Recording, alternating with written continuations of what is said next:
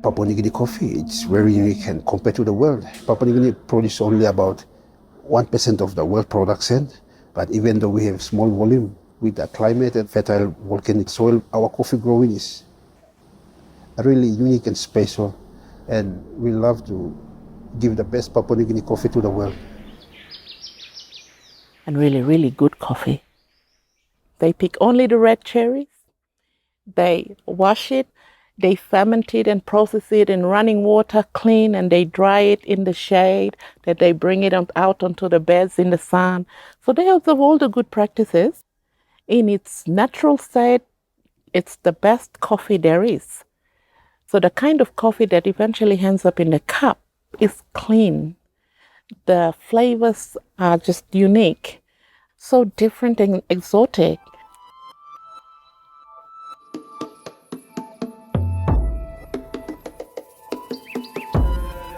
We love our coffee and we value our coffee. So the farmers realize what a valuable commodity they have, and they understand their coffee, and that makes them treasure it more. And I think that's what gives that coffee that feeling of love that's then translated into the taste as well at your end. They all hand-pick their coffee. They pick the red ripe ones and leave the green ones, and it's all natural. For me, I try my best to give my growers and suppliers the best price I can possibly afford to give them. So growers, they still have money in their pocket on a continuous basis when the coffee season is on. Papua New Guinea coffee is unlike other countries where you have plantations, where people work at plantations. Now, it's coming from smallholder growers, and they are the ones that need to be paid properly and properly rewarded. That is what Alpha Coffee wants to do.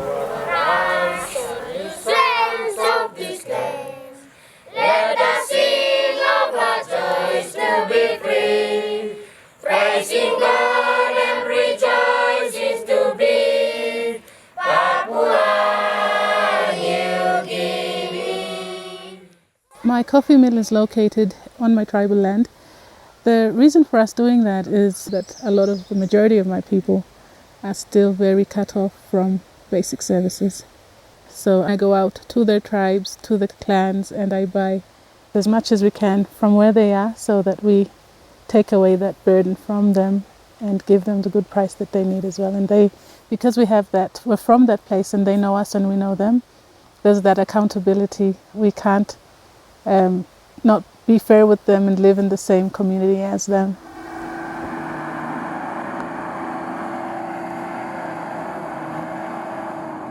The difficulties of moving coffee from farm to market is another mega impediment to farmers remaining constant and engaged in the production of coffee. So the answer to that is for our members right there in the villages to produce the coffee, to mobilize the coffee in one place in what we call our coffee clubhouses, and we organize transportation for pickup right there at the clubhouses, where we also put up the scale, weigh the coffee, pay for the coffee, so the farmer is relieved of the trouble of having to bring that coffee right into town. We buy, we pay upfront. Prices for a packet of rice or for a tin of fish has increased by almost 400%.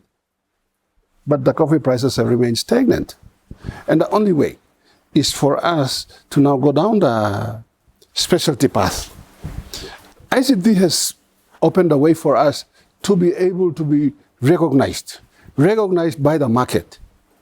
I see this as a start of the journey for us to take it to the next level. So if we can just double the income, that will then be a livable income for the farmers. And that will improve the standard of living in the homes that are associated with Alpha Coffee. And that's what we are striving for. Welcome to Garden Cafe. The sustainable market can pay for work, for hard work, and for quality. The conventional market has been a major discouragement for coffee farmers. So we'd like to remain in a market segment that pays for hard work and pays for quality. Chances are you get more for the more you put into the production of the bean, and it works out very well for everyone. We can never compete with the big players, but with specialty coffee, we can build relationships directly with roasters who have the same goals as us, just to be aware of ethical pricing for our farmers, dealing respectfully with the environment, making sure that at the end of the day, the person enjoying the cup of coffee gets value for their cup, and at the same time, the farmer that's put the hard work and the labor in is being fairly compensated for their labor. Just a win-win situation for all, and that can only be done, I think, in the specialty arena.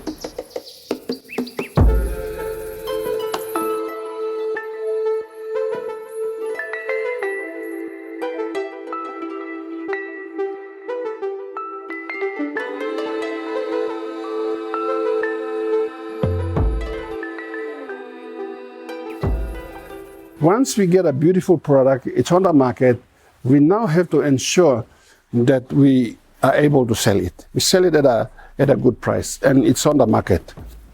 Talk to the consumers, show them the product, show them videos, bring Papua New Guinea to them. Be connected with the growers, promote Papua New Guinea coffee.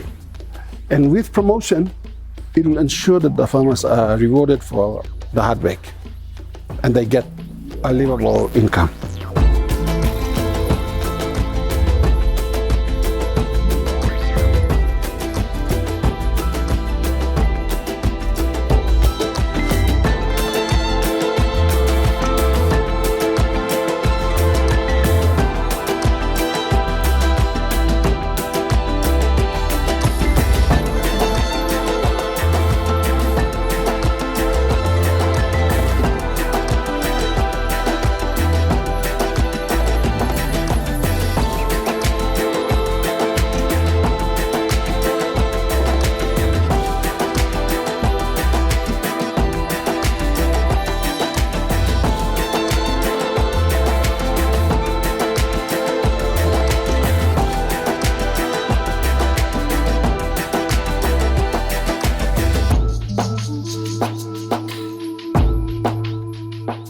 We are trying to be fair, not like before Papua New Guinea where growers do the dirty work and the exporters reap the benefits. We are trying to be fair, so in our operations, when sourcing coffee, we get good coffee, we pay better price. So we believe in fair game across the board, from the suppliers and also to our customers. We are happy that everybody is happy. One of the core values of Juaka Coffee is people, planet, prosperity. Because as we all prosper, then we all develop together. And we're very passionate about development of my people. And the biggest part of that is our own people caring for our people. We can't expect the government or aid agencies or donors to do everything for us. We as a people, we as citizens of this nation, have to have a heart for our own people and look at means and ways in which we can, as we progress in life, how do we then use the advantages that we have for the betterment of all. And so for us it was coffee naturally, because we can all speak the same language, coffee.